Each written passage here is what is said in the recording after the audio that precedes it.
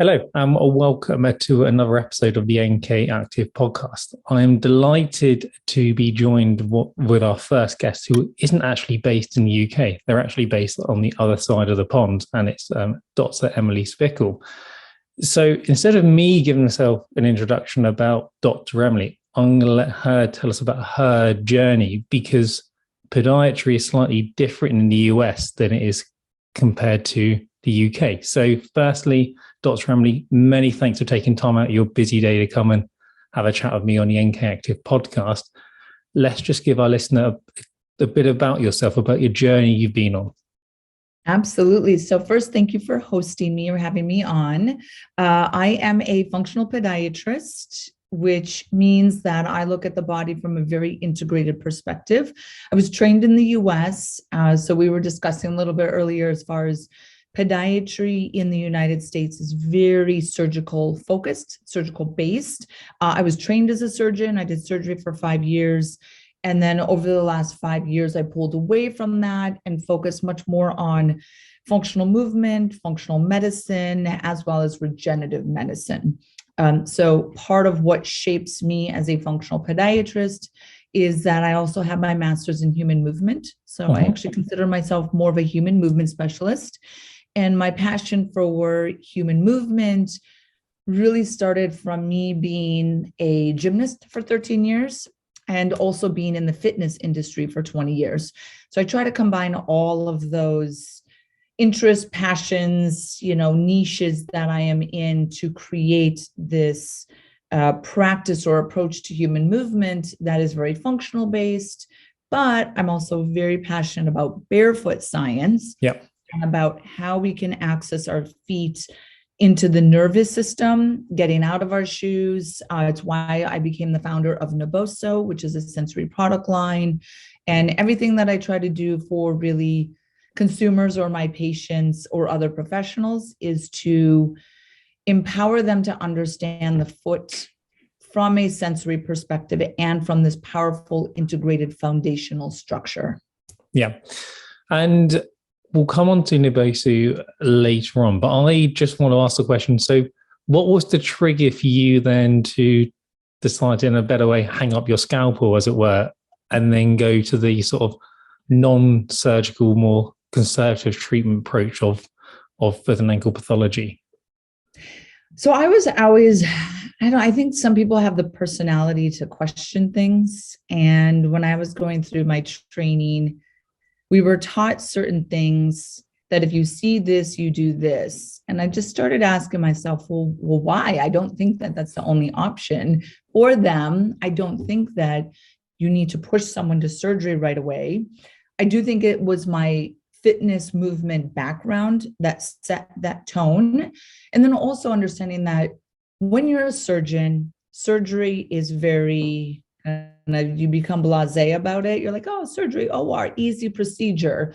To the patient and to that individual, which is a human being, sometimes we kind of forget that in medicine. They're this human being that is very scared. It's their first experience. They might have some sort of complication. So there's risks with everything.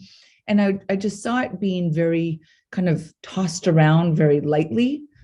And as like the only option when there was not the only option.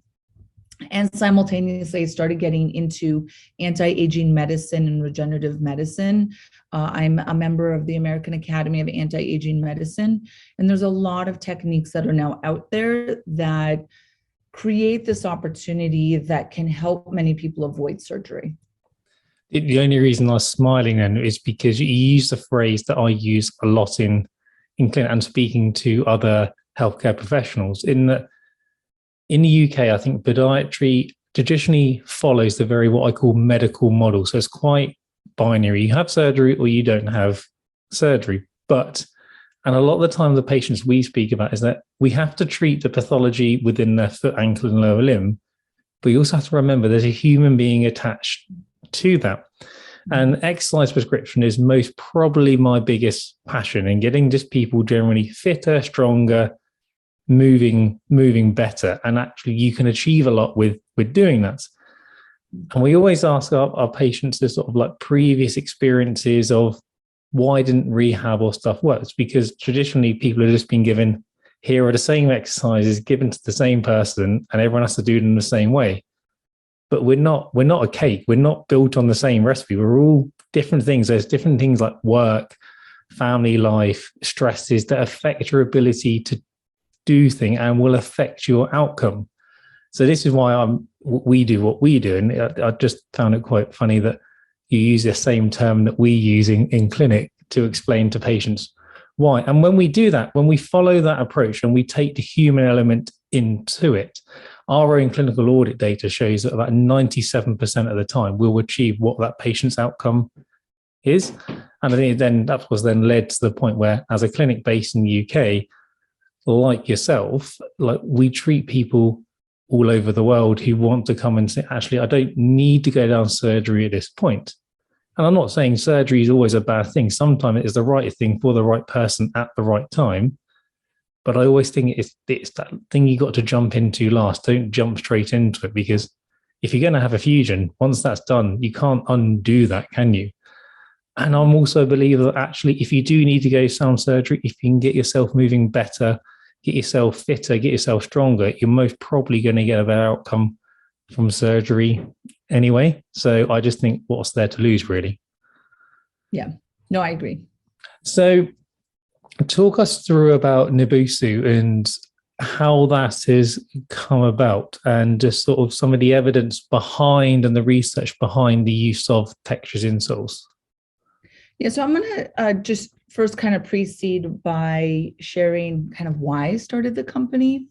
And as a functional podiatrist, and I'm also an educator on barefoot science and the functional foot. So I travel all around the world, of course, non-COVID related, travel all around the world, educating other podiatrists, physical therapists, professionals about how to look at the foot from a slightly different perspective, from this sensory side, because again, that's my passion, my focus within podiatry and human movement is this neurological side of the foot.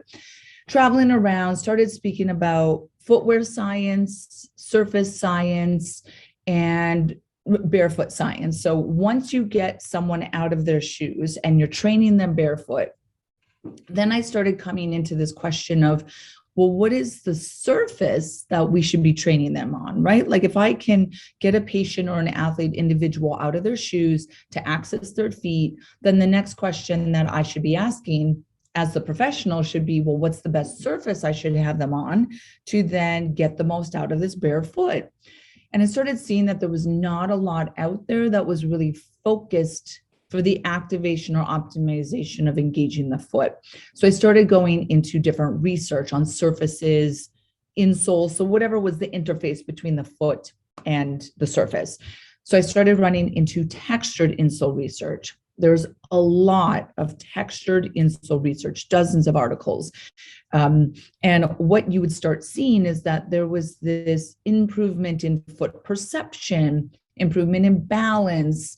From an athletic side, you would see increased force production, increased kicking power with athletes. So a lot of powerful stuff that was happening. So I started working on a surface that was based off of quote unquote texture. Now, as I kind of got down this rabbit hole, I realized that it wasn't actually texture, it was 2-point discrimination. So Nibusu is I'm going to keep using textured, but then I'll replace it. A textured product line that is designed to stimulate the nerves in the bottom of the feet to optimize the way that we activate, strengthen, and recover our feet. So we have insoles, socks, mats, flooring, release tools. We have sensory sticks for the hand now. And the pattern that we use, this textural pattern, is really 2-point discrimination. And 2-point discrimination is the exact same stimulus as Braille. So when your hand is reading Braille, the nerve that reads the Braille dots, the differentiation of the Braille dots, is the same one that we stimulate in the feet using the Nibusu products. So there became this deep understanding, me professionally, of mechanoception, the power of touch, obviously somatosensory integration, the specificity of the 2-point discrimination that we use. So there's a lot of R&D that's in it that I do not think that level of focus went into prior textured insole research. So there's some strong textured insole research. There's some that is inconsistent because they're using random textured products like sandpaper in the shoes or something like that. But when you can really dial in the specificity of a stimulus to the foot or to the nervous system, the effect can be profound. So that's a big part of what Naboso and I professionally stand behind, is researching mechanoception. I'm fascinated with touch and tactile nerves of the hands and feet and what that can offer the medical performance and wellness industries. Exactly. And it was actually, I believe, ASICS, so one of the big footwear companies, they did, I think it must have been a couple of decades ago now, did start to look at trying to produce, it was something, I think they were going to call it along the lines of a proprioceptive shoe, to try and sort of, well, actually, do we need wedging and support to actually change how the foot functions, or could we just put different stimuli on the sole to change that? And of course, we know we can affect that because anyone that's got children and got Lego on the floor, you know, if you stand on a bit of Lego, your foot definitely changes what's it doing, because it just hurts. And if we have a look at a lot of the evidence at the moment, from my reading and perspective of the published work in the sort of medical literature world, is around in the use of patients with neurological pathology. So those with diabetes and peripheral neuropathy, and those with Parkinson's. And there's lots of research out there that does actually support the use of using textures in soles and triangles and whatnot to try and reduce the risk of falling. And then also actually in those patients that have that neuropathy, is then exercises to then go with it, just to help keep them moving and better and give them that quality of life. Because unfortunately, we both know with those pathologies and those neuropathies, we can't turn back the clock with that. We can't magically make the nerves regrow again. And I know that's oversimplifying it, but without going into sort of medical detail of the neuroanatomy, but there are things we can do to keep someone moving and keep someone active. Because we know that in the UK, and I think it is a worldwide stat as well, over the age of 60 or 65, 1 in 3 will have a fall. And of those 1 in 3 have a fall, if you require hospital attention, unfortunately, there's a mortality rate of 50% at 5 years. And actually, we know we can reduce the risk of falls by about 38%. And along with strength training, the other thing that helps is balance training. And whether that's the case of you're working on yourself, whether you're putting orthotics in the shoes, whether you're using textures insoles, there's definitely research going out there that supports the use of this. The only one I'm not too fan, it may be me not looking in the right places, or then actually the evidence is there looking at the population that have a pathology like neuropathy of some sort. But then what's the evidence like in the sort of the healthy, quote unquote, population out there, especially say your athletes, and trying to help with performance, increasing performance?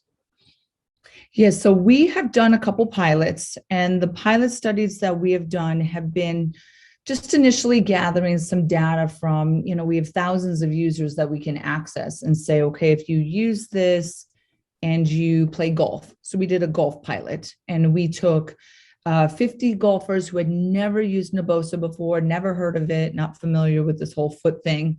And we had them put in a Naboso insole and then play a round of golf, and then just share feedback, right? Did you notice anything as far as your weight shift? Golf is all about the timing of weight transfer. So having heightened foot perception or awareness can really help a sport like that. And it was really impressive statistics as far as the enhanced awareness. There was also an added bonus that so many of the participants said, oh, normally when I walk the green, so they're playing 18 holes, it's quite a significant distance they're also walking. And they say, aside from the golf swing, by the end of the 18 holes, my feet are killing me, my back is killing me, like I'm exhausted because I was on my feet all day, right? And a lot of people gave this anecdotal subjective response of like, outside of playing golf, my feet feel great. Like my hamstrings are not tight, my back doesn't hurt at the end, like I feel awesome. So it's really interesting to see that. Another pilot that we did was a pilot with Stanley Black and Decker, which is, they manufacture many products globally. We were in one of their manufacturing facilities, and we had 40 of their manufacturing floor employees. So they're on concrete in stiff boots for 8 to 12 hours a day. Had them wear our insoles, and like 87% of those that had reported foot and back pain said that they had a decrease in foot and back pain. And what that shows from golf, improving foot awareness during the swing, but then golfers saying like, oh, I was not as fatigued, right, walking the greens. And then you have these manufacturing employees or standing employees who wore them and said, oh, my feet and back, I'm not tired at the end of the day or at the end of the week. It's just showing that if you keep the foot engaged and active and part of the postural problem or process, that they then can greatly reduce the fatigue. As soon as you start to get foot fatigue, then your plantar fasciitis starts to creep in, your Achilles tendonitis, your low back pain, things like that. So that's one area that we are researching more as far as wellness and athletics. That's not necessarily like a diagnosis, right? We are doing a chronic ankle instability study, but again, that's a neurological injury, right? Yes.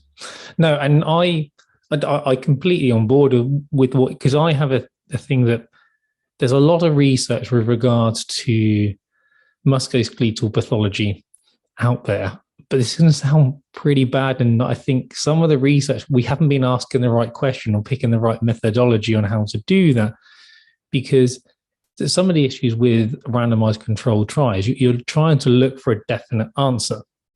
But in our world, the answer isn't definite all the time because there's so many variables. And a colleague of mine, Dr. Simon Spooner, a UK podiatrist, always speaks about the term with foot orthosis with regards to what dosage are you giving. But it's actually really hard to control that dose because it's not like a drug where you can measure the dose and then measure the effects. You could have two different products and everyone has a completely different experience with that. So actually trying to apply traditional research methods to the way we do things may not be the best way to do it in some of the instances. And actually looking at larger cohort studies on how does it affect their day-to-day life. And one thing I'm interested in is trying to look at doing things to reduce workforce sickness and to try and increase productivity of the workforce. If you look at a big global company like Stanley Black and Decker, if you could reduce sickness at work by even 0.5%, to them it's going to make a big difference. And if you can increase sort of the team's morale just by them not feeling it, so you're going to make a big difference to what that company can do. And you touched on something with regards to safety boots. I have a big issue with safety boots because yes, they're designed there you to stop dropping something on your toes and breaking your toe and standing on something sharp or slipping up. But the issue you have, I see a lot of people come into clinic with safety boots who come in with plantar plate problems, first MTPJ issues, because you got this lump of metal in the toe and then you got a flexible sole. And where's it all bend at that first MTPJ and the lesser MTPJs? And you sort of think there's such a design flaw in the way these boots are made. And actually someone really needs to sit there and actually start doing some research into how can we improve foot health with regards to the work boots as well. Yeah. So then with regards to these pilot study, what are your guys' plans then to try and then take these studies further and hopefully get them out into the mainstream? Yeah, so we are doing several IRB controlled research studies now. They are in the sector of the neurological conditions. So we are doing an MS study, a Parkinson's study, a diabetic neuropathy study, a chemo-induced neuropathy study, and then a chronic ankle instability. So we've got 5 that are really neurological based. We are doing one extra that could apply, the findings could theoretically apply to a myriad of applications. And it is actually a microcirculation study. So we're showing that using our socks and our insoles for a certain period of time can potentially improve microcirculation. That's going to be done through thermography. And then again, medically, as a podiatrist, if my mind goes straight to like a diabetic, right, that you want to prevent an ulcer, or you want to make sure that is good peripheral circulation all the way to the tips of the toes. Anyone who's a vascular risk, that's really important. But also in general, to recover your feet well, you have to have good circulation to recover from plantar fasciitis or any of the other itises of the foot and the ankle. You need to have really good circulation to the feet. So that's where we could find a benefit, as well as certain conditions like Raynaud's, or people that are older and they say that their toes get cold all the time. So there's a lot of benefit to this microcirculation application. And then eventually, I would love to get into more of these like general wellness, performance. So there's not necessarily a heavy diagnosis that's linked to it, but it's otherwise healthy people that are just getting the general daily postural fatigue. And how can you help them? How does that translate to, like you said, productivity or employee morale? Things like that are really, really powerful. And that would be a completely different side. Here in the US, we're very unionized, and any of these employees' unions, the less sick days, the higher the employee morale, like all those things actually reduce your union dues. And the workers' comp insurance companies love things like that. So we've had some initial discussions with workers' comp insurance companies, some of the unions, just saying like, hey, if this is something that you could offer for the millions of employees out there that stand on their feet, is that something that is interesting? And it's a money thing, right? Yeah. When it comes to companies, if it saves them money, they're going to go for that, right? Because 1000%. That's what, unfortunately, they care about their bottom line a lot of the time. And it's interesting that you talk about it, because we have something NK Active, is that we sort of classify people in sort of 2 groups: the proactive and the reactive. And obviously the reactive is you're trying to treat a current problem, but we're actually really interested in trying to help those people become more proactive with their health. Because in the UK, the NHS is a fabulous tool, but it only really helps you once that problem is there. But actually, we want to what can we do to reduce the risk of you possibly getting that problem in the future? What can we do to help you make your life, enjoy life more and be more active? Because we've definitely seen a shift in people since we've been in this pandemic, where I don't know what it's like in the US, but in the UK, the majority of the population went from working from home. People were changing their activity levels left, right, and center. Some were doing more, some were doing less. People are realizing actually how much they rely on exercise to help with their own health and wealth, health and mental health well-being, in trying to make sure that they are doing things.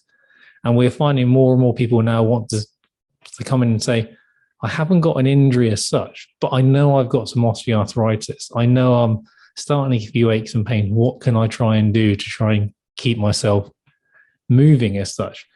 So you talk about the textured insoles as such. And then in clinic, are you then combining that with the rehabilitation and exercise program as well, or are you using it as a standalone treatment? No, so everything is always integrated. Every single patient of mine is getting some sort of foot mobilization or foot recovery techniques, we'll call it, some sort of foot strengthening, and then some sort of foot awareness. So the Nuboso products, going barefoot, minimal shoes, plays really well in this foot awareness, sensory side of foot health that I focus on. For the strength component, that's really where my techniques are unique, and people have maybe been to more traditional physical therapists or providers, and they do the very basic foot exercises that they know. my basis is that we need to have strong feet that are connected to a strong core. And in order for your feet to function optimally, they need to be in coordination with your pelvic floor and your diaphragm. So I give a lot of activation techniques to get people's deep foot muscles connected to their deep core muscles, and then drive it through the way that they're breathing. And that can be really powerful. It sets the foundation through which any of their other exercises would kind of build off of. I'm all about intermuscular coordination. So the way that muscles fire, in what order and to what degree, and how can we kind of upregulate them a little bit. Some of those deeper muscles, like the local muscles versus global muscles that you can touch. People like to get into the glute max, but then not realize the deep core muscles have to engage first. So it's a lot of how I build my foot strengthening programs. And I do it very progressively. Most of my patients I see virtually, so I am able to assess them and create programming off of a virtual assessment. Obviously, you know this, many of your patients are that way as well. That from when you understand how to assess movement and individualize the progression of the stabilization, strength, endurance, whatever your kind of ladder or protocol is, it's very easy to do that through a virtual technique when you really just listen to the patient, assess, get your groundwork, but then 90% of what I do to personalize the programs is I listen to the patient. It's funny you say it. So in 2 weeks' time, I'm actually giving a day's lecture on the use of exercise rehabilitation with foot and ankle pathology. And the topic of they've got a lot of pre-reading to do, but my opening line is going to be something along the lines of the most common question I get asked by fellow colleagues is, what exercises do I give for X, Y, and Z? And my response is always, what's the last thing you do with your patient? It is give them the exercise. So if that's the last thing you're doing, why is that the first question you're asking me? And the best exercise is always the one the patient can do. And we need to listen to take into consideration those barriers around those patients. So I have patients who I can give them a heavy loading program in the gym 3 times a week, and they will do it because they've got time that works with their structure, that works with their life. I've got other patients where they've got 3 children at home, they're working, their partner's working. If I sort of said to them, I need 20 minutes at the end of the day, they'd love to, but in reality, it's not going to get done. Whereas if I sort of said, here's one exercise to do while you're making your morning cup of tea and coffee, and then just do the next one whilst you're helping make dinner and stuff like that, and you build it into their daily life, you get a much better compliance. But all that comes down to listening. And that's the old age-old saying, you've got 2 of these and 1 of these. So as healthcare clinicians, we should use them in that order. We should listen. And it's quite interesting you say that, because whenever you come to see us, our initial consultation, 45 minutes long, and for the majority of that 45 minutes, we're just letting patients tell their story. So why are we coming here? They got a 4-page pre-assessment questionnaire they fill in before they come see us, so we can get to know them.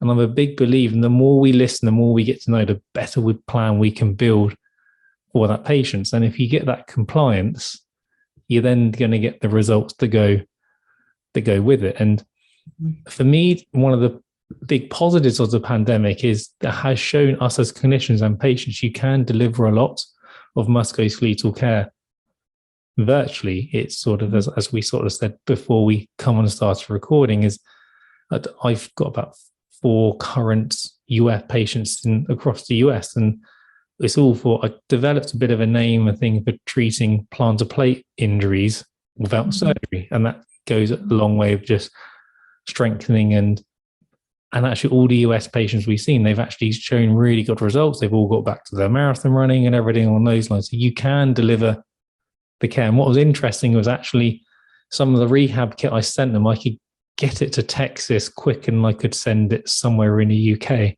And I still don't understand how that happened. I could ship it across to America, and the quicker I could post it in my own country. But that's just, I think, the UK Postal Service. Right.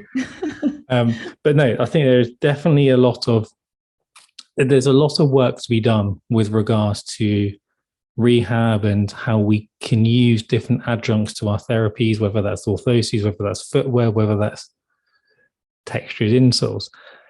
So we're coming to an end, but I really now want to ask a bit of a controversial question, as it were, and we'll try and keep it short and sweet on this answer, and it's really mean of doing this because we could spend another hour speaking on this question I'm about to ask, is what are your views on then traditional foot orthoses? You want the short answer on this? Let's go. We'll try for the short answer, but I know the short will still be an hour long. Yeah. So my short answer is there is an appropriateness for custom orthotics in certain conditions.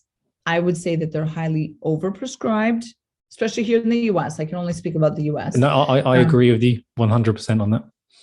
Yeah, we are taught that they are a moneymaker, which they are. They pay well. But I do find that majority of patients that I see, they say, oh, I've been told I have flat feet, whatever that means. So they've been put in orthotics, and then I assess their feet, and their feet are completely neutral and a foot that I would never put into an orthotic. So I typically will transition those patients out of them.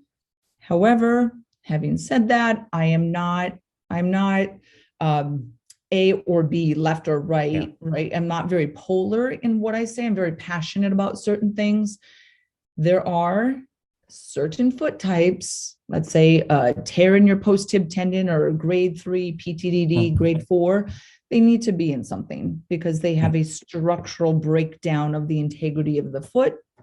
I get it, right? So it's knowing the appropriateness for that.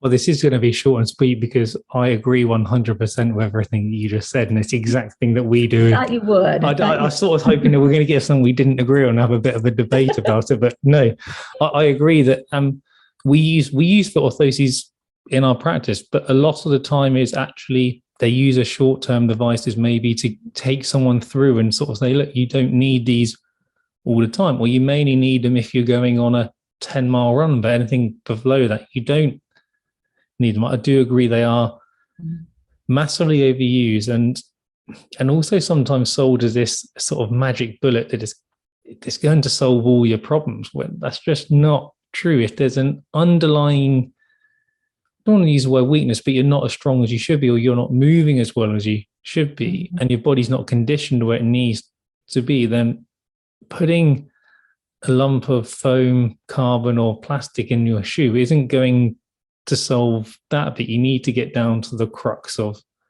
the problem. And some people, and I completely agree, that they are useful in the right time with the right person, but it's not a panacea. It doesn't fix everything. Yeah, so we can't even disagree on that one. I think that's a nice place to end it. I just want to say a massive thank you for taking time out of your day. You in clinic, you seeing patients today at all, or? I do not have patients today. I have a very niche practice. So outside of being CEO of Naboso, that's, massive majority of my day. I then see primarily virtually patients. So those kind of weave in throughout my day. So it's really kind of the perfect way. I can just sit in this chair and do one task and then see a patient and then go back to Naboso. But yeah, I love it. No patients today. I'm writing today. but thank you very much. I'll let you get on with the day because I've now got to pick my 2 children up from preschool because end of the day for us here. So again, thank you very much. Thank you for listening. Don't forget to subscribe to the NCACtive podcast, and don't forget to follow us on our social media channels. And if you have any comments or questions, please do let us know. And one final question for you, Dr. Emily, is if someone wanted to find you, how would they do that? Absolutely. So I'm on Instagram, Dr. Emily DPM. So Dr. Emily DPM. Naboso is on Instagram, NABOSO_technology. My podiatry practice is my name. So dremilysplichal.com. You might have to include that in the show notes somewhere, or someone can Google my name. And then Naboso is naboso.com. And we do ship in the UK. So we sell on Amazon UK, as well as we have distribution there as well. Perfect. Thank you very much. Enjoy your day. Thank you. Thank you. Bye.